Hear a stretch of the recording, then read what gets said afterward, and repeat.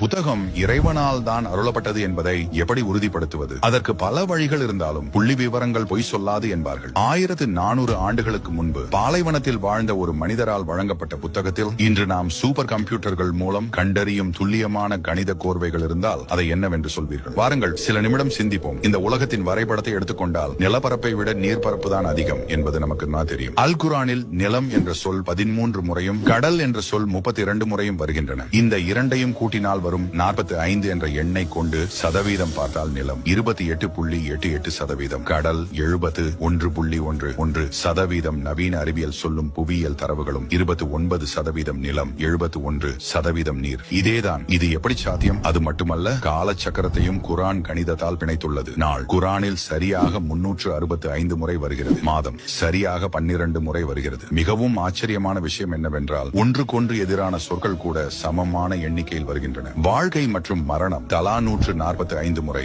இம்மை மற்றும் மறுமை தலா 115 முறை, நன்மை மற்றும் தீமை தலா 167 முறை. எழுத்துக்களையும் சொற்களையும் எண்ணி எண்ணி ஒரு மனிதரால் கவிதை எழுத முடியலாம். ஆனால் 23 ஆண்டுகளாக பல்வேறு சூழல்களில் வாய்மொழியாக சொல்லப்பட்ட ஒரு போதனையில் இவ்வளவு துல்லியமான சமநிலையை ஒரு மனிதர் பேண முடியுமா? இது ஒரு தற்செயலான நிகழ்வு என்று கடந்து போய்விட முடியாது. 1,30,00,000 சொற்கள் கொண்ட ஒரு புஸ்தகத்தில் இந்த அளவுக்கு கணித நேர்த்தி இருக்கிறது என்றால் இதன் ஆசிரியர் மனிதனாக இருக்க முடியாது. இது பிரபஞ்சத்தை படைத்த அந்த ஏக இறைவனின் வாக்கு என்பதற்கு இதுவே மிகப்பெரிய சான்று. அன்பானவர்களே, குரான் என்பது வெறும் சடங்குகளுக்கான புத்தகம் அல்ல. அது ஒரு வாழ்வியல் அற்புதம். அதன் செய்திகளை ஆராயுங்கள். அது உங்கள் வாழ்க்கையை நேர்வழியின் பக்கம் மாற்றும். ஆதாரபூர்வமான உண்மையான தகவல்கள்